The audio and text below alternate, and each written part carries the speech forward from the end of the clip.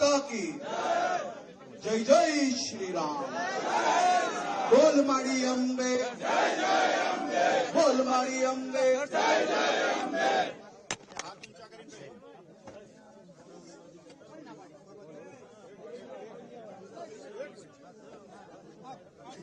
આજે વડગામના સરકારી તાલુકા પુસ્તકાલયનું લોકાર્પણ પ્રસંગે મારે જ્યારે અહીંયા આવવાનું થયું અને આ વડગામની 18 વર્ણો ભેગી થઈ બધા જ સમાજના આગેવાનોથી લઈને યુવાનો આપ સૌના ચહેરા ઉપર જે ખુશી હતી અને જે વિશ્વાસ હતો આ જ વિશ્વાસથી હું ગુજરાતના દૂષણોની સામે લડું છું ને લડતો રહીશ। આજે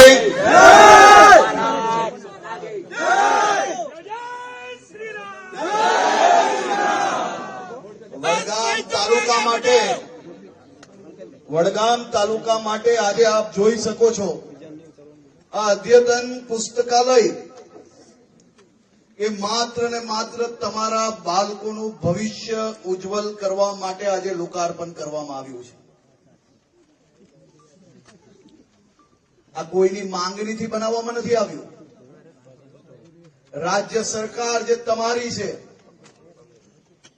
તમારા આશીર્વાદથી ચૂંટાઈને તમારી નાની નાની ચિંતાઓ એક પછી એક તમારા તમામ જે વિષયો કે તમને નાની મોટી સુવિધાઓથી તમારું પરિવાર તમારા બાળકોનું ભવિષ્ય ઉજ્જવલ બની શકે તે માટે આવા અદ્યતન પુસ્તકાલય તાલુકા કક્ષાએ બનાવી રહ્યા છે।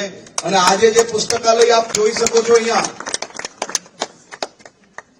આમાં બાળકીઓ માટે તદ્દન અલગ વ્યવસ્થાઓ ઉભી કરવામાં આવી છે। આજના જમાનામાં કોમ્પ્યુટર ઇન્ટરનેટથી જે પુસ્તકો વાંચવાની હોય તેની બી વ્યવસ્થાઓ અલગ ઉભી કરવામાં આવી છે। એક સાથે 160 થી વધારે વિદ્યાર્થીઓ યુવાઓ અહીંયા વાંચી શકશે ને એમનું ભવિષ્ય ઉજ્જવલ કરી શકશે। આપણે વડગામમાંથી આવનારા સમયની અંદર આપણા દીકરા દીકરીઓનું ભવિષ્ય ઉજ્જવલ થાય તે માટે એક પછી એક આવી વ્યવસ્થાઓ જે કરીએ છે ને આ વ્યવસ્થા તમે લખી રાખો। આ પુસ્તકાલય આવનારા દિવસોમાં અનેક લોકો DYSP deputy collector police inspector સરકારી નોકરીઓ અને વિદેશમાં ભણવા અને ભણીને મોટા મોટા ઉદ્યોગપતિઓથી લઈને બધું બનવાનું કારણ કે તમારી આ પુસ્તકાલય। આપણે ગામે ગામ જે સુવિધાઓ પહોંચાડીએ છીએ એ સુવિધાઓ આપણું પરિવાર અને આપણા એરિયાના ક્ષેત્રના નાના નાના બાળકો અને યુવાનો એમનું ભવિષ્ય ઉજ્જવલ થાય તે માટે આપણે સૌ સાથે મળીને કામ કરીએ છીએ। આપણા ગુજરાતની આજે દેશનું નંબર 1 રાજ્ય બન્યું એ નંબર 1 રાજ્ય બનાવવા માટે તમે અહીંયા ઉભેલા સૌ લોકોએ રાત દિવસ કાલી મજૂરી કરી છે।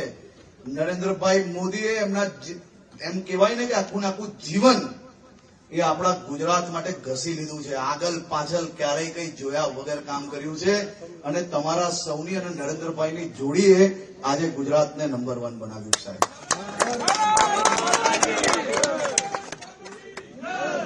હું તમારો ગુસ્સો સમજી શકું છું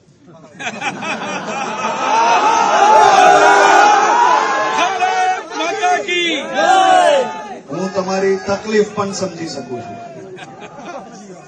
પરંતુ આપણે સૌ સાથે મળીને ક્યારેય કોઈ પ્રકારના આક્રોશમાં આવવાની જરૂર નથી।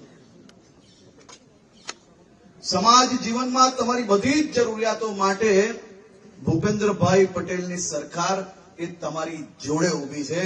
ફોન કરજો અડધી રાત્રે આવી જશે।